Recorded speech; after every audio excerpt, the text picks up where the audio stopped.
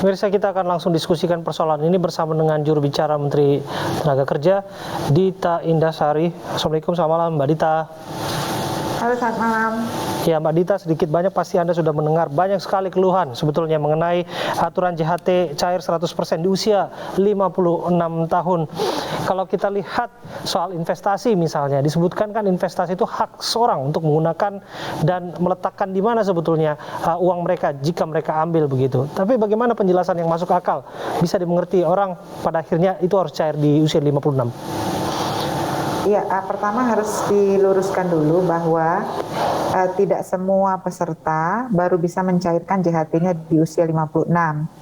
Jadi untuk pekerja yang terkena cacat total dan meninggal dunia bisa langsung dicairkan JHT-nya dan kalau yang untuk meninggal diwariskan ke keluarganya. Kemudian juga bisa diambil setelah 10 tahun mengiur senilai 30% ataupun 10% kalau bukan untuk kebutuhan perumahan. Jadi angka 56 tahun itu tetap ada pengecualian baik dari segi waktu maupun dari segi jenis pesertanya ya yang boleh mengakses sebelum 56.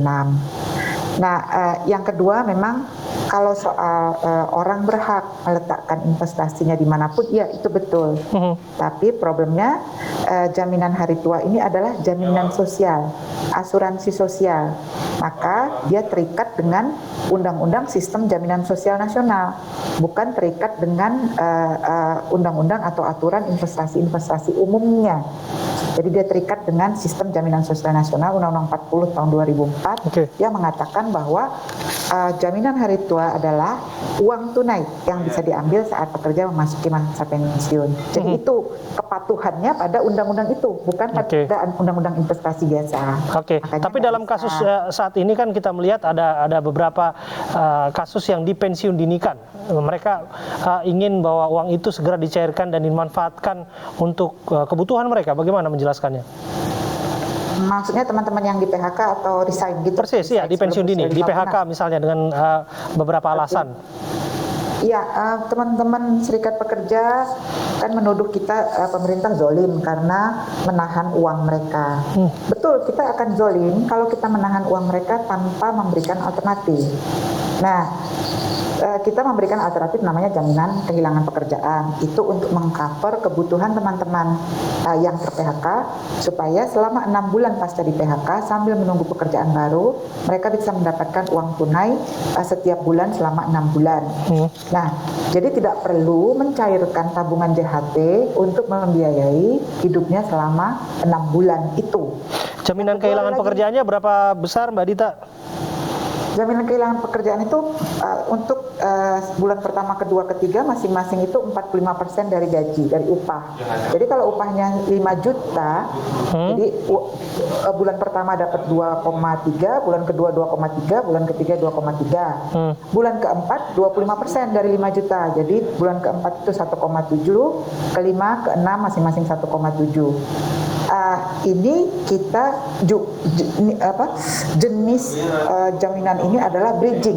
Jadi bukan dimaksudkan untuk mengcover seluruh kebutuhan si pekerja, tapi bridging sebelum dia mendapatkan. Menjadi pertanyaan berikutnya, pengelolaan keuangannya akan seperti apa nanti Mbak Dita? Sebetulnya kan sudah banyak narasi-narasi yang kita terima. Ada bisa dibilang tidak benar ataupun benar adanya. Ada yang bahkan menyebutkan bahwa uang itu nanti akan digunakan untuk pembangunan ibu kota negara yang baru misalnya dan lain sebagainya. Bagaimana pemerintah menjelaskannya?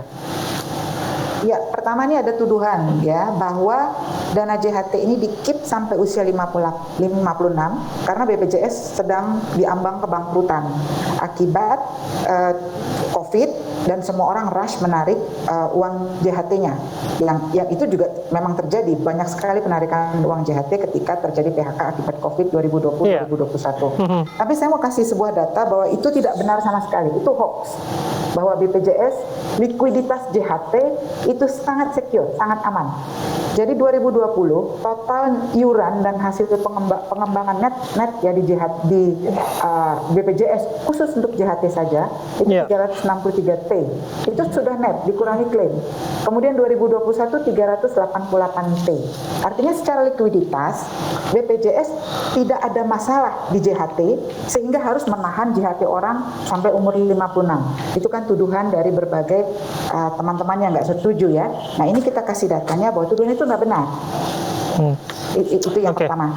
Kedua, soal pembangunan ibu kota baru, kemudian uangnya nanti dipakai untuk penanganan COVID dan bangun infrastruktur. Kita punya namanya PP tentang penanganan asset liability management khusus untuk BPJS. Jadi ada jenis-jenis pengembangan, usaha pengembangan yang tidak boleh. Salah satunya adalah infrastruktur. Nah itu stated tidak boleh dan sampai sekarang itu belum diubah.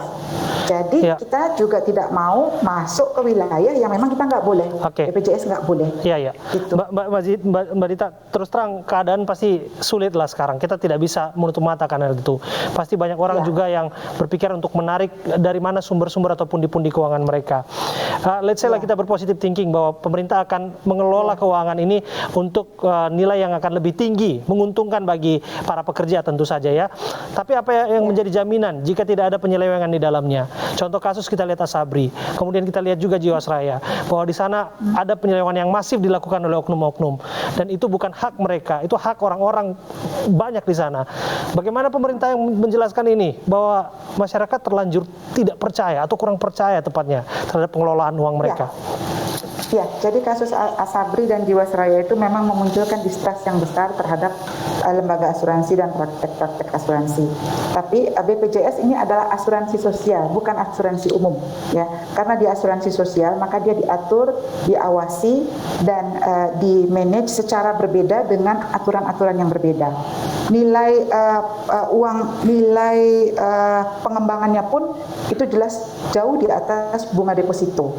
Itu. Jadi kalau bunga deposito itu sekitar 3,6%, di BPJS Ketenagakerjaan JHT itu 5,6%. Nah, BPJS Ketenagakerjaan khusus untuk JHT mempunyai jam sos mobile yang berisikan akses bagi si pemegang akun untuk secara real time mengontrol pergerakan pengembangan akunnya yang hanya bisa dia akses seorang diri.